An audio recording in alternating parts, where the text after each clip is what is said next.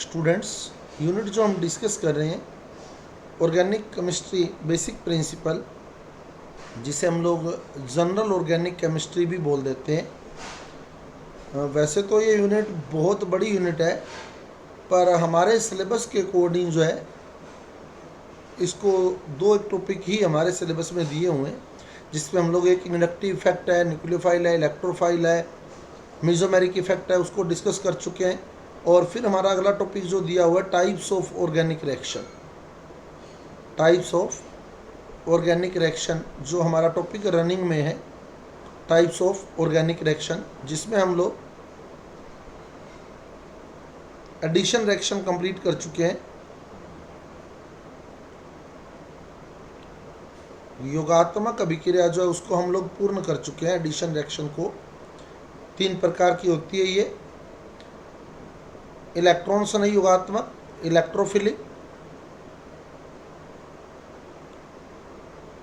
उसके बाद नाभिक से नहीं योगात्मक, न्यूक्लियोफिलिक एडिशन रिएक्शन, और मुक्त मूलक योगात्मक। इलेक्ट्रॉन से नहीं योगात्मक एल्कीन और एल्काइन, एल्कीन और एल्काइन की अभिक्रिया होती है, और नियम कौन सा लगता है यहाँ, मार्कोनिकॉफ।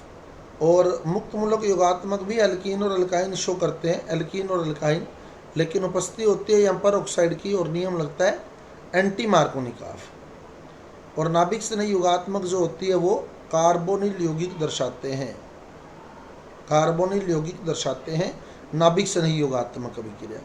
तो ये तीनों हमने क्लियर कर ली थी। उसके बाद हमारे पास आया था प्रतिस्थापन अभिक्रिया, सब्स्टिट्यूशन रिएक्शन,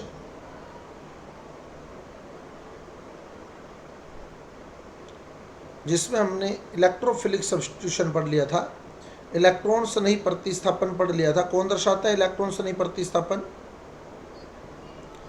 एरोमेटिक यौगिक दर्शाते हैं। और कितने प्रकार की हैं ये, 4 प्रकार की हैं, जिसमें आपको जो इलेक्ट्रोफाइल बनते हैं, जो इलेक्ट्रॉन से नहीं बनते हैं, यानी आक्रमणकारी स्पीशीज बनती हैं, वो भी विशेष ध्यान रखनी है। अब इसके बाद जो हम कर रहे हैं मुक्त मूलक प्रतिस्थापन,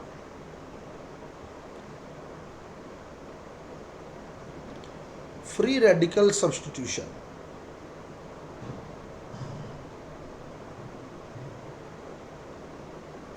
मुक्त मूलक प्रतिस्थापन, मुक्त मूलक प्रतिस्थापन, फ्री रेडिकल सब्स्टिट्यूशन जो है ये एल्केन की अभिक्रिया है,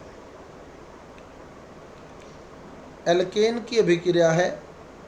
प्रकाश की उपस्थिति में जो एल्केन का हैलोजनीकरण होता है वो मुक्त मूलक प्रतिस्थापन अभिक्रिया का सबसे इम्पोर्टेंट एग्जाम्पल माना जाता है, और यहाँ से क्वेश्चन आता है।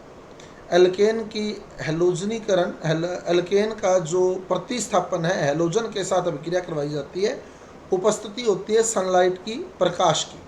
जैसे सिंपल एग्जांपल लें, अपने मैथेन है, मैथेन प्लस Cl2, तो क्या होगा, उपस्थिति प्रकाश की लेंगे या उपस्थिति प्रकाश की लेंगे, क्योंकि मुक्त मूलक जो है प्रकाश या परऑक्साइड की उपस्थिति में बनते हैं। तो H इधर चला जाएगा और Cl इधर आ जाएगा, H और Cl का प्रतिस्थापन होगा, सब्स्टिट्यूशन होगा, तो CH3Cl plus HCl, CH3Cl plus HCl होता कैसे है। सबसे पहले Cl2 प्रकाश की उपस्थिति में होमोलाइटिक फिजन में जाता है, समाश विखंडन में जाता है, और Cl फ्री रेडिकल बन जाते हैं। पता है ना Cl फ्री रेडिकल कैसे बनेंगे, क्योंकि दोनों Cl के बीच में क्या है, सिंगल बॉन्ड है ना, वो टूट जाएगा, दोनों के पास एक एक इलेक्ट्रॉन आ जाएगा। अब जो Cl फ्री रेडिकल बना है, Cl मुक्त मूलक बना है, ये CH4 पर अटैक करेगा,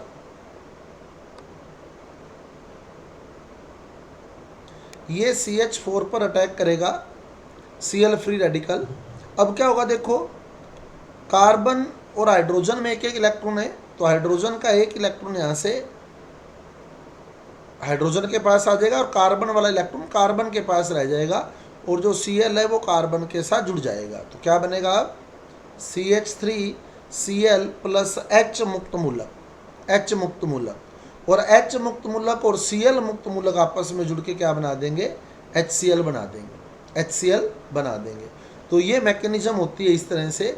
तो एल्केन का जो हैलोजनीकरण होता है प्रकाश की उपस्थिति में, कौन सा उदाहरण है, वो मुक्त मूलक प्रतिस्थापन का उदाहरण है, फ्री रेडिकल सब्स्टिट्यूशन का एग्जाम्पल है। बाकी आपको मैकेनिज्म सोचने की ज़रूरत नहीं है, डायरेक्ट सोचें।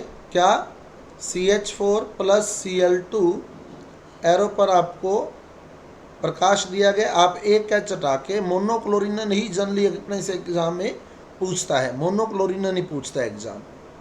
आगे बात समझ।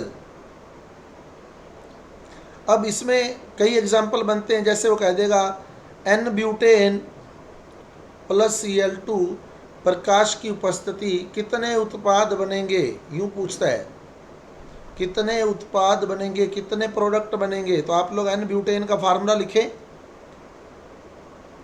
N-ब्यूटेन का फार्मूला लिखें इसका पूरा, + Cl2 H-न्यू, यहाँ देगा प्रॉपर मोनोक्लोरिनन पर। मोनोक्लोरिनन का मतलब कितने क्लोरीन जोड़ने हैं, एक क्लोरीन जोड़ना है। तो आप कैसे जोड़ें, जहाँ जहाँ H लगा हुआ है, क्योंकि H को हटाकर Cl आएगा, तो वो यहाँ से H हटाकर आ सकता है, यहाँ से H हटाकर आ सकता है, यहाँ से H हटाकर आ सकता है, और यहाँ से भी H हटाकर आ सकता है। H को हटाकर Cl ने आना है, समझ आ गई बात। तो जहाँ जहाँ H लगा हुआ है वहाँ वहाँ Cl आ सकता है। तो आप हर जगह से H हटाकर Cl लगाकर सोच लें। जैसे मैंने पहले कार्बन से H हटाया और क्या लगा देना उस H की जगह, Cl, ठीक है। ऐसे ही दूसरे कार्बन से मैं H हटाऊंगा, उसकी जगह Cl लगा दूंगा। ऐसे ही मैं नेक्स्ट कार्बन से H हटाऊंगा, उसकी जगह Cl लगा दूंगा। ऐसे ही मैं उससे अगले कार्बन से H हटाऊंगा और उसकी जगह भी क्या लगा दूंगा, Cl लगा दूंगा। समझ आ गई बात। जहाँ जहाँ H लगा हुआ है वहाँ वहाँ से H हटाकर Cl लगाना है अपने को, एक एक Cl। अब नाम लिखने हैं इनके, इसका नाम बताओ क्या है, इसका नाम क्या है बताओ, 1-क्लोरोब्यूटेन, ये 1-क्लोरोब्यूटेन है। अब इसका नाम क्या है, इसका नाम 2-क्लोरोब्यूटेन, ये 2-क्लोरोब्यूटेन हो गया। इसका नाम क्या है, इसका नाम 2-क्लोरोब्यूटेन।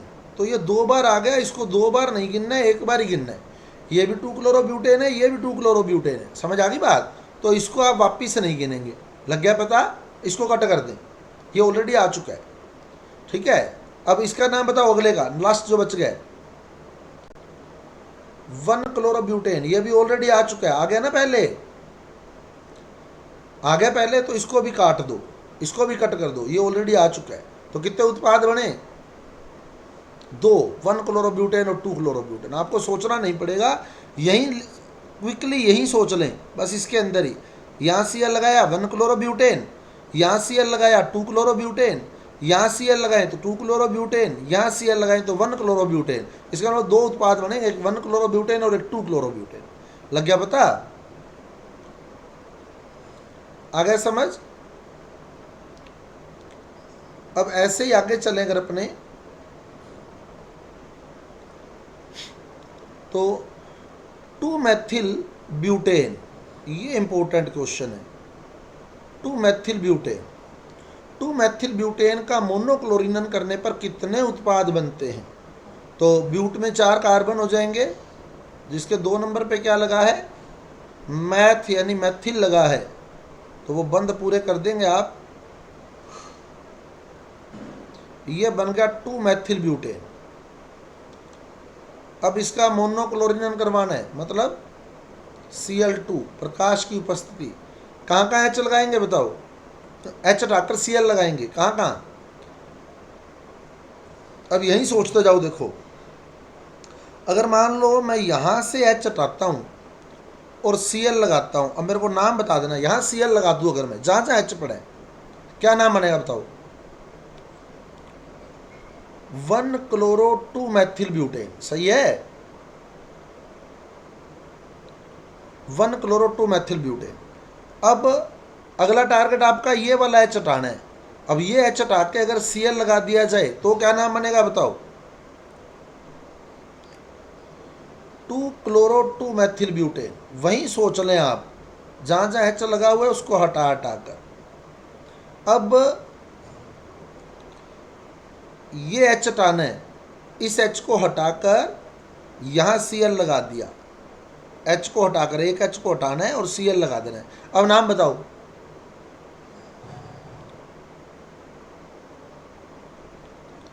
क्या नाम बन गया?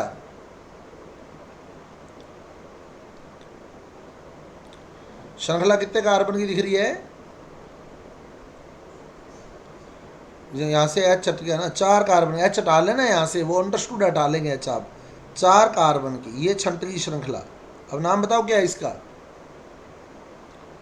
1 क्लोरो 2 मैथिल ब्यूटेन, ऑलरेडी आ चुका है ना ऑलरेडी, तो इसको वापिस नहीं लिखना है, ठीक है, क्लियर?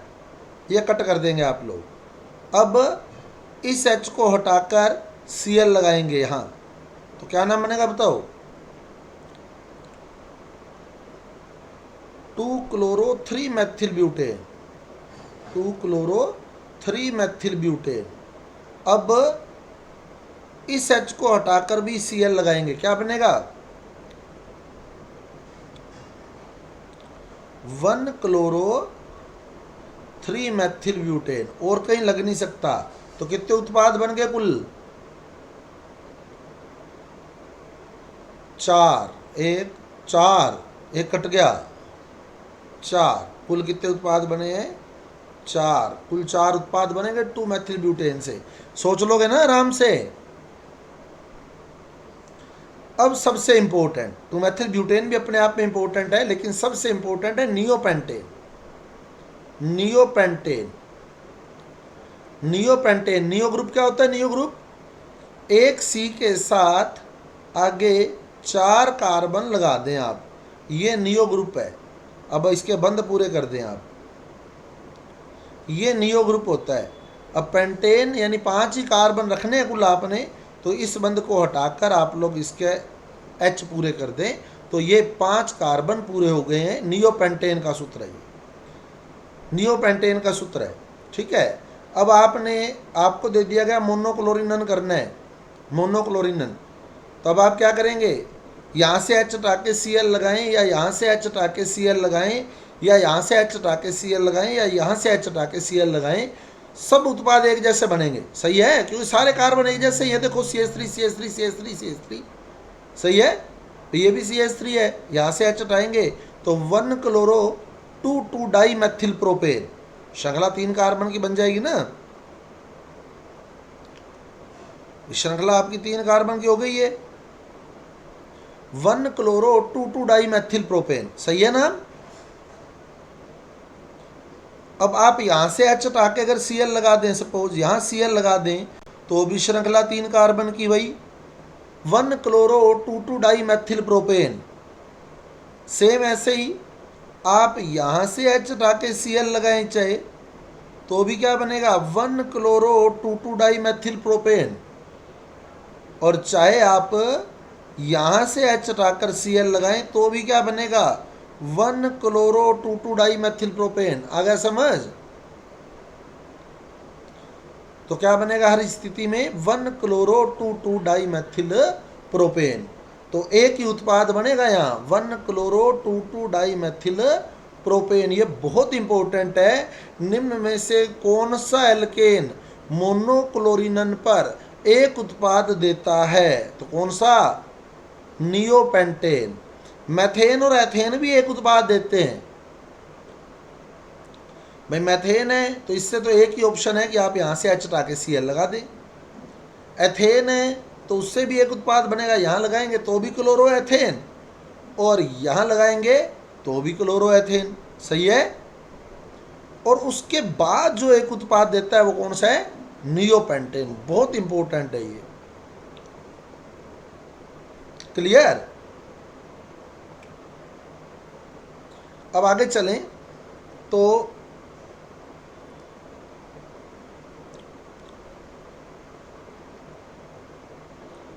अब ये दिया है, यहाँ आपको दे दिया Cl2 और एरो पर लिख देगा अंधेरे में डार्कनेस, और इसी रिएक्शन को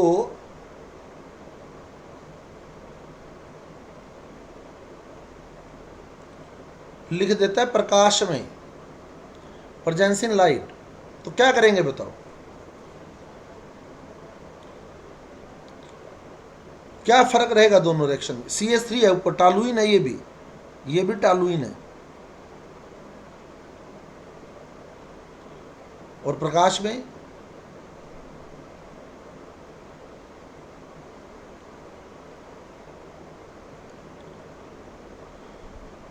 देखो, पहले तो ये देखो, ये एरोमेटिक यौगिक है या नहीं है, ये बताओ। है ना, ये एरोमेटिक यौगिक है, ठीक है। अब आप ये देखो, जब आप Cl2 ले रहे हो तो इसका मतलब ये हैलोजनीकरण हो सकता है ना, हैलोजनीकरण हो सकता है। और एरोमेटिक यौगिक का हैलोजनीकरण, हैलोजन के साथ जब आप क्रिया कराते हो अंधेरे में, तो वो इलेक्ट्रॉन स्नेही प्रतिस्थापन का एग्जाम्पल बन जाता है, इलेक्ट्रोफिलिक सब्स्टिट्यूशन का। और जब आप प्रकाश ले लेते हो यानी HNu ले लेते हो, तो वो मुक्त मूलक प्रतिस्थापन का उदाहरण बन जाता है। समझ आ गई बात? क्योंकि अब आप मैकेनिज्म पढ़ चुके हैं, तो आपको दोनों बातें क्लियर हैं। ये इलेक्ट्रॉन से नहीं प्रतिस्थापन हो सकता है, और प्रकाश लेते तो क्या होगा, मुक्त मूलक प्रतिस्थापन होगा। क्लियर बात? समझ आ गई बात? अब बताओ, मुक्त मूलक प्रतिस्थापन कौन दर्शाता है? मुक्त मूलक प्रतिस्थापन एल्केन, एल्कीन या एल्काइन? इसका एल्केन भाग मुक्त मूलक प्रतिस्थापन दर्शाएगा। तो अब बताओ, इसमें एल्केन भाग कौन सा है? बताओ, वल्य एल्केन भाग है क्या इसका? वल्य जो है, क्या वल्य इसका एल्केन भाग है? नहीं। और क्या CH3 वाला भाग इसका एल्केन भाग माना जा सकता है? बताओ, माना जा सकता है, बिल्कुल, है ना, क्योंकि उसमें सारे बॉन्ड सिंगल है। यानी अब क्या होगा, जब आप प्रकाश ले रहे हैं तो आप क्या करेंगे, यहां जोड़ेंगे Cl को, यहां से एक H हटाएंगे और Cl लगा देंगे, यानी ये उत्पाद बनेगा। समझ आ गई बात? क्लियर? अगर प्रकाश दे देता है बेंजिल क्लोराइड बन गया, और अगर अंधेरा दे देता है वो इलेक्ट्रॉन स्नेही प्रतिस्थापन होगा। अब आपको ये देखना है वल्य के साथ जुड़ा ग्रुप ऑर्थो पैरा डायरेक्टिंग है या मेटा डायरेक्टिंग है, ये बताओ। वल्य के साथ जुड़ा जो ग्रुप है, ये वाला ग्रुप ऑर्थो पैरा डायरेक्टिंग माना जाएगा या मेटा डायरेक्टिंग माना जाएगा? ऑर्थो पैरा बताया था आपको। मेटा डायरेक्टिंग कौन सा मानना है? जिसमें डबल बॉन्ड हो या ट्रिपल बॉन्ड हो। तो CH3 में सिंगल बॉन्ड है सारे, तो ये ortho and para directing group माना जाएगा। आगे बात समझ? तब आप हैलोजन जो है ऑर्थो और पैरा स्थिति पर जोड़ेंगे इसकी। तो यानी एक तो ऑर्थो क्लोरोटॉलुइन और एक पैरा क्लोरोटॉलुइन। आगे समझ? क्लियर है बात? अब एक क्वेश्चन और, आपको यह साइक्लोहेक्सीन देता है, साइक्लोहेक्सीन सेम ही है, अब आप समझ जाएंगे। साइक्लोहेक्सीन दे दी, साइक्लोहेक्सीन। अब आप लोगों को क्या देगा वो, प्लस Cl2 और यहाँ दे देगा अंधेरा, और एक वही सेम साइक्लोहेक्सीन देगा प्लस Cl2, यहाँ दे देगा प्रकाश। अब इसमें आपको उत्पाद भी दिखाएगा, जैसे यहाँ दिखा देगा ऐसे ऐसे, और यहाँ दिखा देगा ऐसे ऐसे, ठीक है, या नाम लिख देगा यहाँ। अब पूछेगा कौन सी अभिक्रिया है ये कौन सी अभिक्रिया का उदाहरण है, ये कौन सी अभिक्रिया का उदाहरण है? तो प्रकाश की उपस्थिति में दे दे तो कौन सी अभिक्रिया है? मुक्त मूलक प्रतिस्थापन। तो आप देखो, उसने जो Cl जोड़ा है ना, वो एल्केन वाले भाग पर जोड़ा है, सिंगल बॉन्ड था यहाँ। देखो यहाँ सिंगल बॉन्ड था ना, सिंगल बॉन्ड। समझ आ गई बात? यहाँ सिंगल बॉन्ड था। क्लियर? और जब वो अंधेरा दे रहा है तो वो इलेक्ट्रॉन से नहीं प्रतिस्थापन है, डबल बॉन्ड पे लाके उसने जोड़ा है, डबल बॉन्ड पे लाके जोड़ा है। हालांकि ये कम चांस में दिया जाता है, क्योंकि ये प्रॉपर एग्जाम्पल नहीं होता इसका, और ये जो है बिल्कुल प्रॉपर एग्जाम्पल में देता है, ये प्रॉपर एग्जाम्पल में देता है आपको इस तरह से दे देगा, वो प्रकाश दे देगा। तो आपको ये ध्यान रखना है कि एल्केन वाले पार्ट पर जुड़ेगा जब प्रकाश देगा। तो पता लग गया क्यों? क्लियर? पर फिर भी ये एग्जाम में आता है अगर, तो अंधेरा दिया होता है तो आपको इलेक्ट्रॉन से नहीं प्रतिस्थापन ही मानना है इसको। लग गया पता? चलें आगे।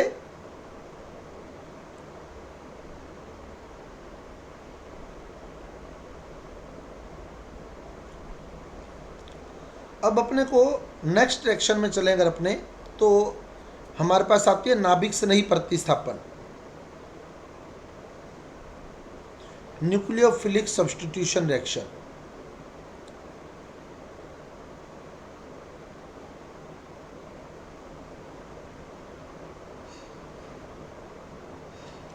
न्यूक्लियोफिलिक सब्स्टिट्यूशन वैसे तो कई शो करते हैं, जैसे अल्कोहल है, अल्कोहल भी शो करता है, एल्किल हैलाइड भी शो करता है, एमीन भी शो करते हैं कई जगह पर। लेकिन जो मेन रिएक्शन मानी जाती है नाभिक से नहीं प्रतिस्थापन, जो हमारी बुक्स में एग्जाम्पल्स में दी होती है, वो दी होती है किस चैप्टर में? हमारे एल्किल हैलाइड वाले चैप्टर में।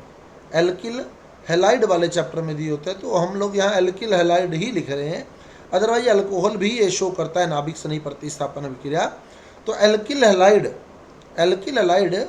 जलीय क्षार के साथ, ये ध्यान रखना, एक्वस बेस के साथ इस अभिक्रिया को प्रदर्शित करते हैं। जैसे CH3Cl प्लस जलीय NaOH, एक्वस NaOH। तो क्या होगा? अब इसमें नाभिक से नहीं कौन सा है? माइनस वाला पार्ट कौन सा है? नाभिक से नहीं प्रतिस्थापन। प्रतिस्थापन सारे समझते हैं, कल भी मैंने बताया था शिफ्टिंग होनी है ना। तो इसमें नाभिक से नहीं मतलब न्यूक्लियोफाइल यानी पॉजिटिव या नेगेटिव। नाभिक से नहीं कौन होगा? पॉजिटिव या नेगेटिव? नेगेटिव। तो इसमें देख लो नेगेटिव पार्ट कौन सा है? Cl नेगेटिव पार्ट है। और NaOH में बताओ नेगेटिव पार्ट कौन सा है? OH। तो ये ध्यान रखना, ये जलीय होना चाहिए। NaOH में OH माइनस जो नेगेटिव पार्ट है, अब ये नेगेटिव इधर आ जाएगा और ये नेगेटिव इधर चला जाएगा। इसको बोला जाएगा नाभिक से नहीं प्रतिस्थापन। तो क्या बन गया? CH3OH plus NaCl। तो ये नाभिक से नहीं प्रतिस्थापन का एग्जाम्पल है। ऐसे ही आपको तृतीयक एल्किल हैलाइड भी दिया जा सकता है, प्लस NaOH जलीय। तो क्या होगा? ये Cl माइनस सेम और ये OH माइनस जलीय दिया है। तो सब्स्टिट्यूशन में लेके जाना है, प्रतिस्थापन में लेके जाना है। अल्कोहलिक दे देता है तो विलोपन का एग्जाम्पल होता है, वो एलिमिनेशन का एग्जाम्पल होता है। जलीय दिया है तो प्रतिस्थापन का एग्जाम्पल है, नाभिक से नहीं प्रतिस्थापन। तो ये Cl माइनस इधर आ जाएगा, ये OH माइनस इधर आ जाएगा। क्या बनेगा? CH3 अब Cl की जगह क्या आ गया? OH plus NaCl।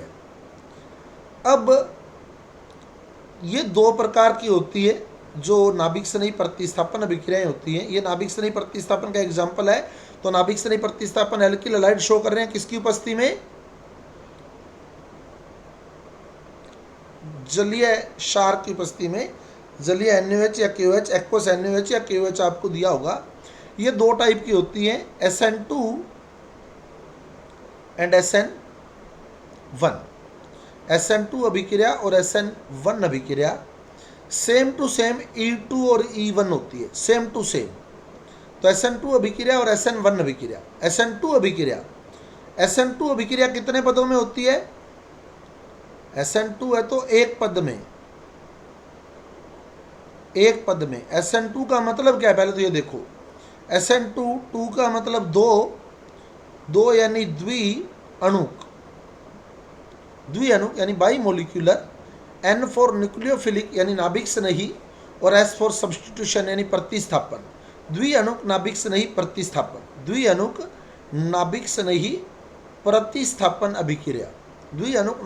प्रतिस्थापन अभिक्रिया, बाई मोलिक्यूलर न्यूक्लियोफिलिक सब्स्टिट्यूशन। और यहाँ एक दिया है, एक का मतलब एक अणुक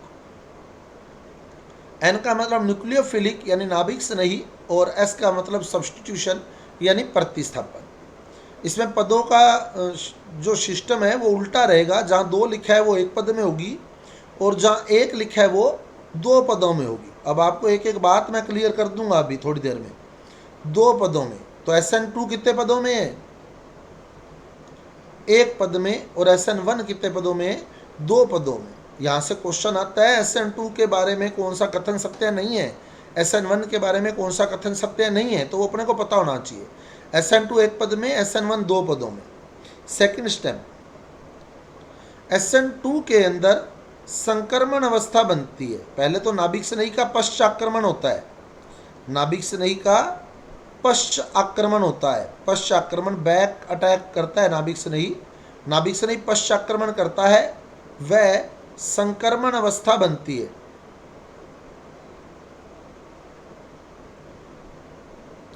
वह संक्रमण अवस्था बनती है। इसमें क्या होता है, CX बंध टूटता है, CX बंध टूटता है, कार्बन और हाइड्रोजन वाला बंध टूटेगा पहले। अभी एक एक पहले मैं पॉइंट लिख दूं, फिर मैं आपको सारे पॉइंट क्लियर कर दूंगा। CX बंध टूटता है तथा कार्ब धनायन बनता है, कार्ब धनायन बनता है, वह नाभिक स्नेही दोनों ओर से आक्रमण कर सकता है। उसमें किस साइड से आक्रमण कर रहा था? पश्च, पहले वो पश्च आक्रमण करता है, फिर संक्रमण अवस्था बनती है। इसमें क्या होगा, पहले बंध टूटेगा, कार्ब धनायन बनेगा, और नाभिक स्नेही जो होगा फिर दोनों ओर से आक्रमण कर सकता है। न्यूक्लियोफाइल दोनों ओर से अटैक कर सकता है।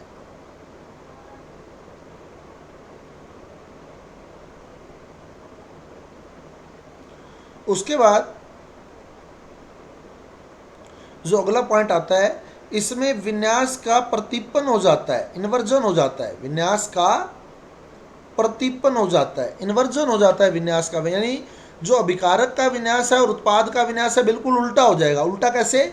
अगर अभिकारक में 1 बंध इस साइड और 3 बंध इस साइड है, तो उत्पाद में बिल्कुल उल्टा होगा, 1 बंध इस साइड होगा और 3 बंध इस साइड होगा, ऐसे बिल्कुल उल्टा हो जाएगा। तो इसमें विन्यास का प्रतिपन्न हो जाता है। विन्यास का प्रतिपन्न होना मतलब बिल्कुल उसके मिरर इमेज बन जाती है एक तरह से। हालांकि प्रॉपर मिरर इमेज नहीं होती क्योंकि ग्रुप चेंज हो जाते हैं, पर विन्यास बिल्कुल अपोजिट हो जाता है, प्रतिपन्न हो जाता है, जिसे हम लोग वाल्डन प्रतिपन्न बोलते हैं, वाल्डन प्रतिपन्न। और इसमें क्या होता है, प्रतिपन्न भी होता है, इन्वर्जन भी होता है, प्रतिपन्न यानी इन्वर्जन, और धारण भी होता है, धारण भी होता है, रिटेंशन भी होता है। तो एक प्रोडक्ट अगर D है तो दूसरा प्रोडक्ट जो होता है वो L होता है। यानी अगर प्रतिपन्न हुआ, मान लो दक्षिण ध्रुवण घूर्णक बन गया, D बन गया, तो धारण से L बन जाएगा, यानी कुल मिलाकर D और L दोनों बन जाएंगे, यानी DL मिश्रण बन जाएगा। और DL मिश्रण का बनना रसैमीकरण कहलाता है, रेसेमाइजेशन कहलाता है। यानी इसमें तो बोलते हैं प्रतिपन्न हुआ है, इसमें बोलते हैं रसैमीकरण हुआ है। इसमें तो प्रतिपन्न हुआ है यानी विन्यास उल्टा हो जाता है, और इसमें रसैमीकरण होता है, रसैमीकरण होता है। अब बात आती है कि इसको 1 और 2 क्यों बोला जाता है। इसमें जो वेग होता है, जो वेग होता है वो एल्किल हैलाइड की सांद्रता पर भी निर्भर करता है और नाभिक स्नेही की सांद्रता पर भी निर्भर करता है, दोनों की सांद्रताओं पर निर्भर करता है। SN2 इसीलिए बोला गया। 2 का मतलब वेग जो है वो दोनों अभिकारकों की सांद्रता पर निर्भर कर रहा है, एल्किल हैलाइड की भी और नाभिक स्नेही की भी। इसकी पावर कितनी है? 1, इसकी पावर भी कितनी है? 1, तो कुल पावर कितनी हो जाएगी?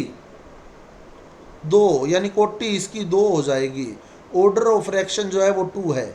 इसका जो वेग है वो दोनों अभिकारकों की सांद्रता पर निर्भर करता है, तो इसकी कोटि 2 होती है। और इसमें जो वेग होता है वो केवल और केवल एल्किल हैलाइड की सांद्रता पर निर्भर करता है, यानी इसमें पावर 1 रहती है, तो इसकी कोटि कितनी होगी? 1। इसमें जो ऑर्डर ऑफ रिएक्शन होगा वो 1 होता है। और इसमें जो क्रियाशीलता का क्रम रहता है, मैथिल हैलाइड सबसे ज़्यादा क्रियाशील, उससे कम 1 डिग्री, उससे कम 2 डिग्री, उससे कम 3 डिग्री। और इसमें जो क्रियाशीलता का क्रम रहता है 3 डिग्री सबसे ज़्यादा, उससे कम 2 डिग्री, उससे कम 1 डिग्री और सबसे कम मैथिल हैलाइड। अब हम लोग क्लियर करते हैं बात को। सबसे पहले SN2 तो जलीय के OH से OH माइनस आ गया, यानी नाभिक से नहीं आ गया। OH माइनस आपको नाभिक से नहीं है। अब मैं मैथिल हैलाइड ले रहा हूं। मैथिल हैलाइड कार्बन कितने बॉन्ड बनाता है? 4 और कार्बन का विन्यास चतुष्फलकीय विन्यास हम यूं लिखते हैं, अगर एक बॉन्ड ऊपर है तो 3 बॉन्ड ऐसे नीचे की ओर, ऐसे लिखते हैं ना चतुष्फलकीय विन्यास जब दर्शाते हैं कार्बन का। मैं वो वेज डैश फॉर्म नहीं बनाऊंगा, मैं डायरेक्ट ही करूंगा, आपको सीधे से ही समझ आ जाएगा आराम से। तो इस तरह से एक बंद ऊपर लगाया जाता है और 3 बंद नीचे लगाए जाते हैं। अगर मैं एक बंद लेफ्ट साइड में लगा दूं तो 3 बंद किधर लगाऊंगा? राइट साइड में। और एक अगर राइट साइड में लगा दूं तो 3 किधर लगाऊंगा? लेफ्ट साइड में। क्योंकि एक बंद ऊपर है तो 3 बंद नीचे हैं, एक बंद लेफ्ट में, 3 बंद राइट में आ जाएंगे, एक राइट में तो 3 लेफ्ट में आ जाएंगे। समझ आ गई बात? कार्बन का जब चतुष्फलकीय विन्यास दर्शाया जाता है तो इस प्रकार से दर्शाते हैं हम लोग। तो अब वो चतुष्फलकीय विन्यास ही मैं दिखा रहा हूँ। इस साइड मान लो मैंने हेलोजन लगा दिया X, तो इस साइड 3 H लगा दूंगा मैं, ये बन गया मैथिल हैलाइड। आगे बात समझ क्लियर है? किस तरह शो किया मैथिल हैलाइड। अब OH माइनस देखो इस साइड से अटैक नहीं कर सकता। क्यों नहीं कर सकता? क्योंकि C और X में से किसकी विद्युत ऋणता ज्यादा है? C और X में से X की। तो X जो होता है इलेक्ट्रॉन खींच लेगा तो X पर आ जाएगा माइनस और C पर आ जाएगा प्लस। तो जब C पर प्लस आ जाएगा तो OH माइनस ने C पर अटैक करना है, जबकि इस साइड तो इसके माइनस पर है, तो माइनस और माइनस में प्रतिकर्षण होता है, इसलिए OH माइनस इस साइड से अटैक नहीं कर सकता, क्योंकि ये दिशा सही नहीं है। टक्कर सिद्धांत में हम लोग पढ़ते हैं केमिकल काइनेटिक्स के अंदर कि दिशा सही होनी चाहिए टक्कर की, ये डायरेक्शन सही नहीं है, क्योंकि इधर भी नेगेटिव है इधर भी नेगेटिव है, तो नेगेटिव और नेगेटिव वाली सही डायरेक्शन नहीं है। तो OH माइनस फिर किधर से अटैक करेगा? पीछे से, पश्चाक्रमण, बैक अटैक करेगा। पता लग गया बैक अटैक क्यों कर रहा है? तो वो पीछे से अटैक करता है C पर, क्योंकि वो सामने से C पर अटैक नहीं कर पाता। तो अब क्या होता है, जब OH पश्चाक्रमण करता है तो OH और C का बंध बनना शुरू हो जाता है और C और X का बंध टूटना शुरू हो जाता है। OH और C का बंध बनना शुरू हो गया और C और X वाला बंध टूटना शुरू हो गया, क्योंकि एक माइनस अंदर आया है तो एक माइनस बाहर जाएगा। तो अगर ये बंध बनने लग गया है तो ये बंध टूटना शुरू हो जाएगा। क्लियर? बाकी जो H हैं वो वैसे पड़े रहेंगे। ये बन गई संक्रमण अवस्था, ट्रांजिशन स्टेट। तो पश्चाक्रमण होता है और संक्रमण अवस्था बनती है, ट्रांजिशन स्टेट बनती है।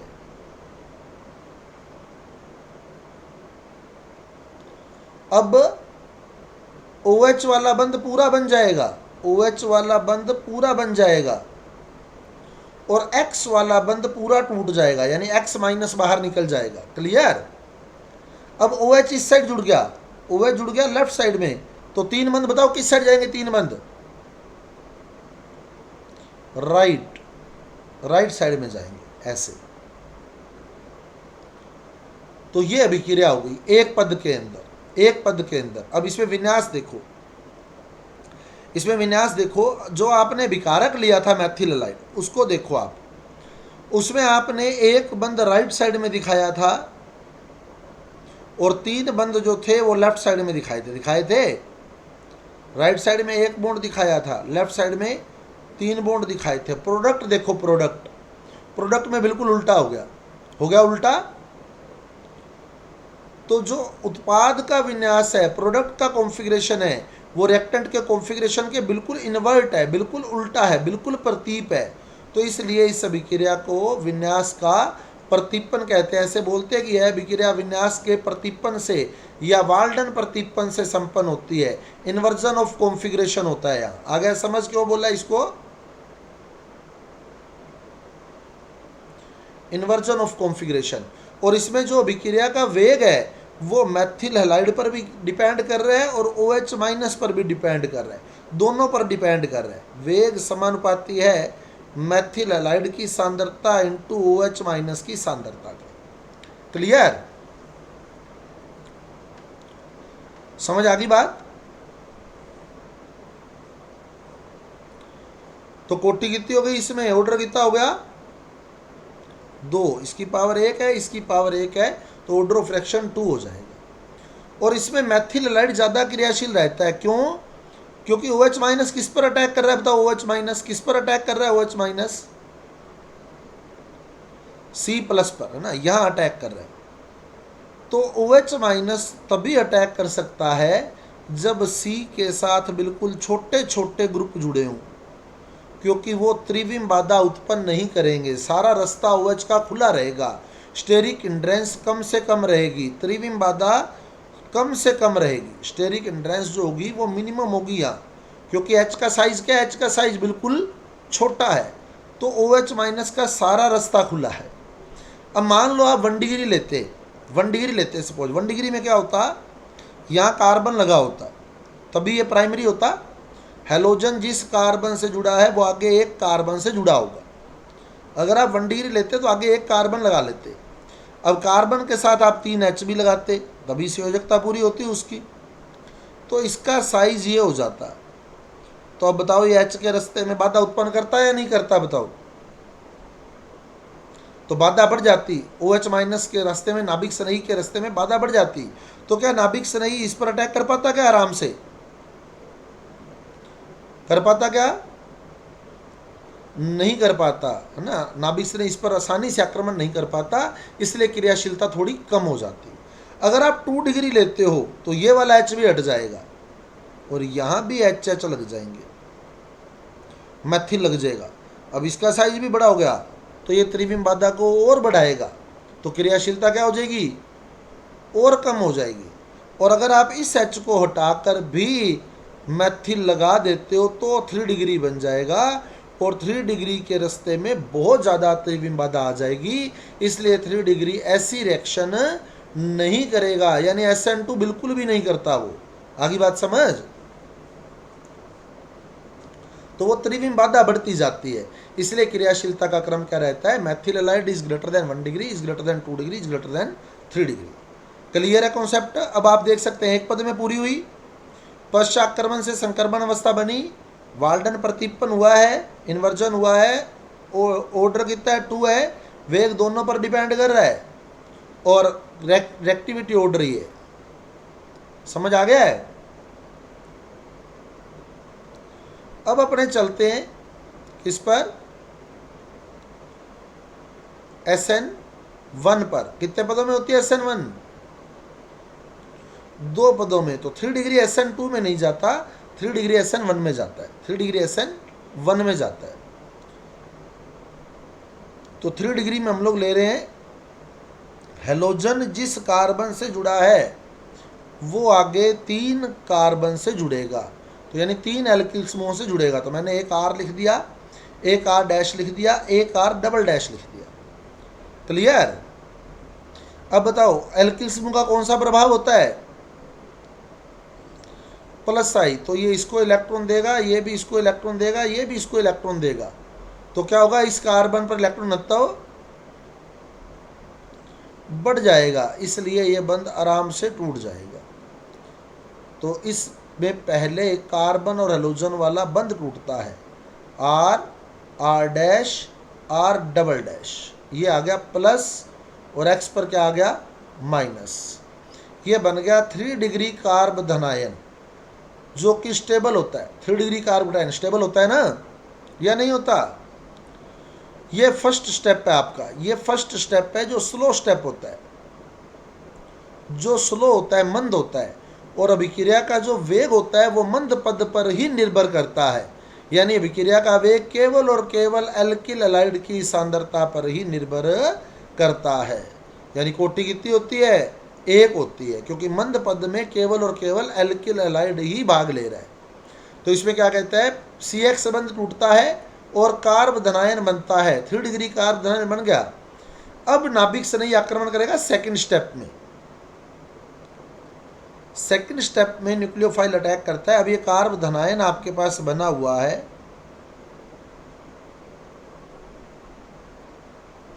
अब ये नाभिक नहीं आ गया OH माइनस जलीय KOH से या जलीय NaOH से, OH माइनस। अब ये फर्स्ट स्टेप है, फर्स्ट है, तो OH माइनस अटैक कर रहा है। अब आप देखो OH माइनस के पास इधर वाला रास्ता भी खुला है, उतना ही रास्ता इधर वाला भी खुला है, सही है क्या? दोनों साइड बराबर रास्ता है उसके पास, तो वो दोनों साइड से अटैक कर सकता है। अगर वो इधर से अटैक करेगा तो OH इस साइड जुड़ जाएगा और तीनों एल्किल किस साइड जाएंगे? तीनों एल्किल अपोजिट साइड आ जाएंगे OH की। और अगर OH इधर से अटैक कर देगा इस साइड से, तो OH इस साइड जुड़ जाएगा, OH इस साइड जुड़ जाएगा और तीनों एल्किल इस साइड आ जाएंगे, सही है क्या?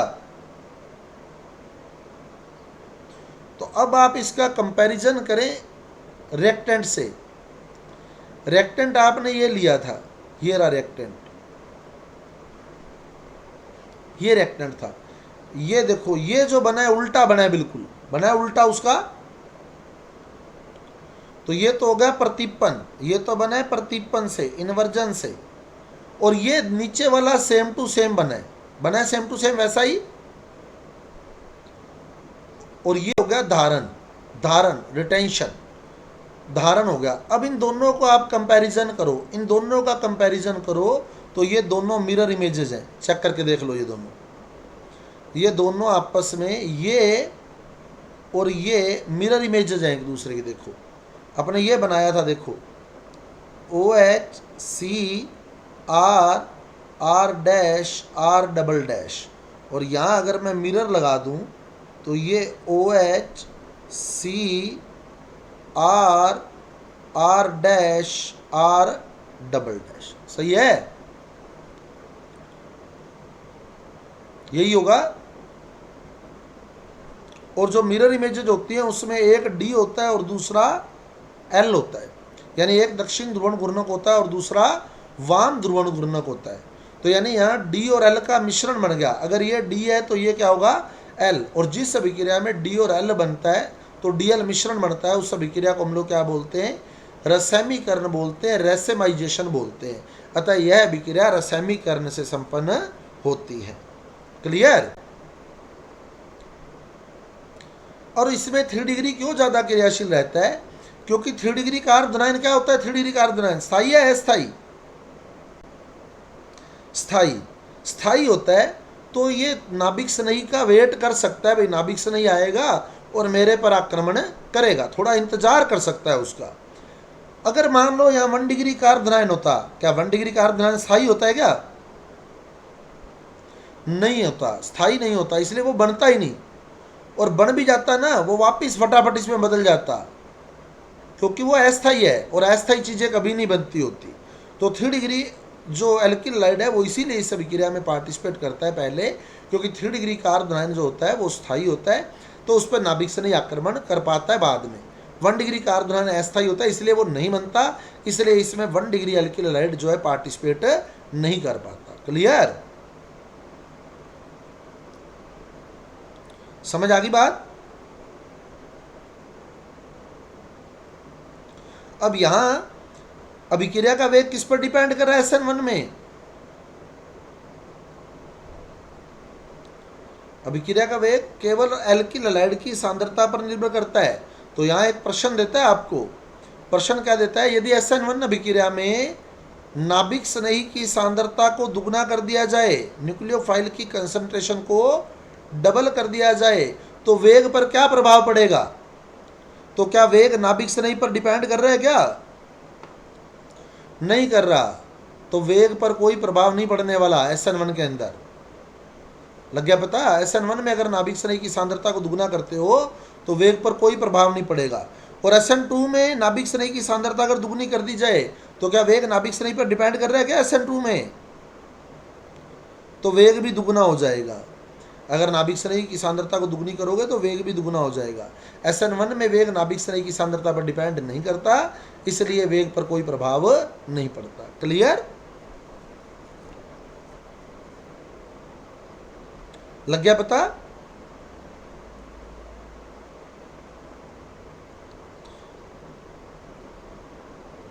अब आती है E1 और E2। E1 और E2 के बारे में मैं बता दूं आपको, E1 E2 सेम है, सेम है E1 E2। E1 जो है, E1 सही तो ऐसे लिखना है क्योंकि कोटि एक होती है इसमें भी। E1 दो पदों में, सेम टू सेम वही, E1 दो पदों में, E2 एक पद में, सेम टू सेम वही चीज चलेगी। ये दो पदों में, ये एक पद में, ठीक है। अब इसमें नाभिक से नहीं होगा, बस ये ध्यान रखिएगा, इसमें नाभिक से नहीं आएगा। वहाँ SN1 दो पदों में थी, यहाँ भी दो पदों में होगी। SN1 में कौन पार्टिसिपेट कर रहा था पहले, 3 डिग्री 2 डिग्री या 1 डिग्री? SN1 में 3 डिग्री, तो इसमें भी क्रियाशीलता क्रम वही रहेगा, 3 डिग्री 2 डिग्री 1 डिग्री। या मैथिल नहीं पार्टिसिपेट करेगा, विलोपन अभिक्रिया, ये विलोपन अभिक्रिया E1 E2, ई मतलब एलिमिनेशन, ये विलोपन अभिक्रिया है, विलोपन अभिक्रिया है। विलोपन अभिक्रिया में मैथिल नहीं आता होता, ठीक है। और E2 में क्या क्रम रहेगा, 1 degree 2 degree 3 degree, same to same वही सीक्वेंस रहेगा। क्लियर? और ये अभिक्रिया जो होगी ना E2 ये ध्यान रखिएगा विशेष करके, E2 प्रबल क्षार की उपस्थिति में होती है। प्रबल क्षार की उपस्थिति में अल्कोहलिक KOH लिया जाता है इसमें, अल्कोहलिक KOH, अल्कोहलिक KOH प्रबल क्षार की उपस्थिति में होती है। और E1 जो होती है वो दुर्बल क्षार द्वारा भी हो सकती है, कोई ज़रूरी नहीं है कि उसमें प्रबल क्षार लें हम। जैसे अल्कोहल अकेला दे देना C2H5OH और साथ में टेम्परेचर देगा, ये ध्यान रखिएगा, साथ में क्या देगा वो, ताप। अगर अकेला अल्कोहल दे रहा है और साथ में ताप दे रहा है तो समझ जाना कि वो E1 रिएक्शन है, क्योंकि अल्कोहल एक दुर्बल क्षार की तरह भी व्यवहार कर सकता है। टेम्परेचर दिया हुआ है आपको, तो आप लोग समझ जाना कि वो E1 का एग्जाम्पल है। और प्रबल क्षार दिया हुआ है, यहाँ प्रबल क्षार भी यूज हो सकता है, लेकिन प्रबल क्षार के साथ ताप नहीं देगा, प्रबल क्षार के साथ ताप देने की जरूरत नहीं रहेगी। तब आप ये देख लेंगे कि ये 3 डिग्री है तो E1 का एग्जाम्पल है। समझ आ गई बात? सेम टू सेम वही सिस्टम रहता है, दो पदों में होती है, 3 डिग्री ज़्यादा क्रियाशील होता है, इसमें 1 डिग्री ज़्यादा क्रियाशील होता है। ये हमेशा प्रबल क्षार की उपस्थिति में होती है और ये दुर्बल क्षार के साथ गर्म करने पर भी संपन्न हो सकती है। टेम्परेचर आएगा यहाँ और प्रबल क्षार देगा तो सीधी हो जाएगी ये। अब देखो वापिस क्लियर कर ले हम लोग। अब मैं रिएक्शन देख लो, जैसे मान लो आपको एथिल क्लोराइड दे दिया गया, इसकी मैं मैकेनिज्म भी आपको क्लियर करूंगा। एथिल क्लोराइड दे दिया गया और साथ में दे दिया KOH एल्कोहलिक, KOH एल्कोहलिक। तो एल्कोहलिक देखते ही आपको पता लग जाना चाहिए कि कौन सी अभिक्रिया है ये, विलोपन, एलिमिनेशन रिएक्शन, एलिमिनेशन रिएक्शन है। और ये 1 डिग्री है, 1 डिग्री है, तो ये E2 का एग्जाम्पल है। समझ आ गई बात? E2 का एग्जाम्पल है, ये विलोपन है। विलोपन है तो कुछ ना कुछ विलुप्त करेंगे, विलुप्त करेंगे तो ये Cl गया, Cl गया, कुछ ना कुछ निकालेंगे इसमें से। तो Cl गया, किससे जुड़ा होता Cl, CH2 से, CH2 से। तो H निकाल लेंगे उसके पड़ोसी से, H उसके पड़ोसी से निकाल लेंगे, क्योंकि आपने एक बंद इसका खाली कर लिया तो एक बंद आप पड़ोसी का खाली कर लेंगे। तो इस तरह से HCl निकाल लेंगे। तो जब आप दोनों का एक एक बॉन्ड खाली कर देंगे तो अब दोनों क्या होगा, फ्री बॉन्ड क्या होंगे, दोनों आपस में जुड़ जाएंगे। तो ये एल्कीन बन जाएगी, यहाँ ये एल्कीन बन जाएगी, एल्कीन बनती है यहाँ विलोपन के अंदर। क्लियर है? अब दूसरे केस में क्या होगा, E1 वाले केस में, E1 वाले केस में आपको 3 डिग्री दिया होगा,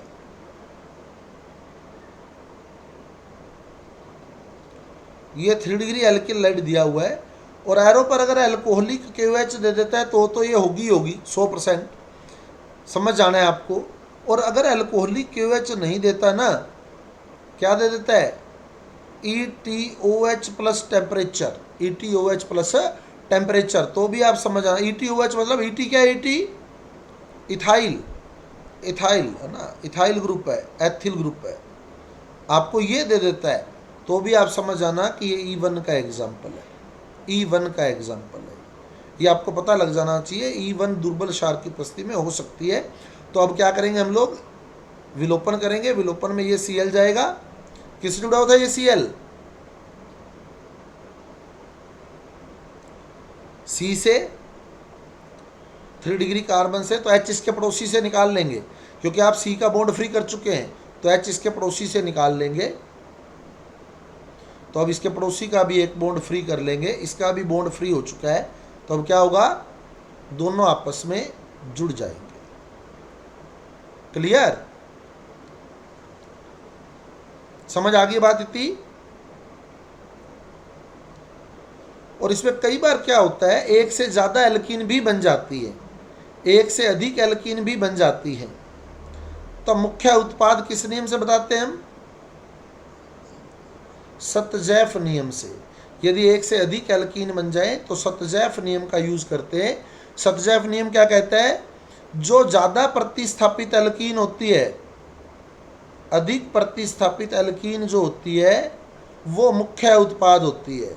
अधिक प्रतिस्थापित एल्कीन मुख्य उत्पाद होती है।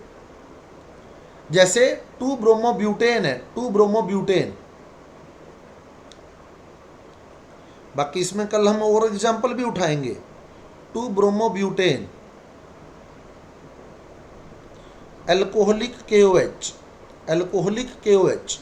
अब क्या होगा, एल्कोहलिक KOH दे दिया तो कौन सी अभिक्रिया हो गई ये, विलोपन।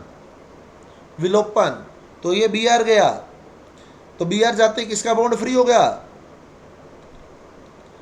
CH का। तो अगला बॉन्ड किसका पड़ोसी, किसका फ्री करेंगे हम लोग, CH के पड़ोसी का। अब CH के कितने पड़ोसी हैं बताओ, 2 पड़ोसी हैं। दोनों सेम है या अलग अलग हैं, ये देख लो, अलग अलग हैं। एक CH3 है और एक CH2 है।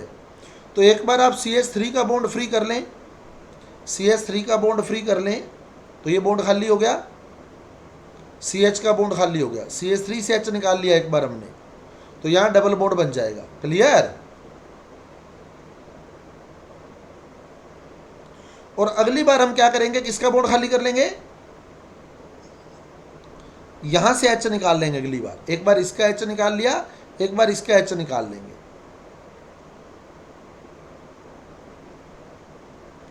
तो ये बना ब्यूट 1 ब्यूट 1 और ये बना ब्यूट 2। अब सतजैफ नियम लगाओ, अधिक प्रतिस्थापित एल्कीन ज़्यादा मात्रा में बनती है।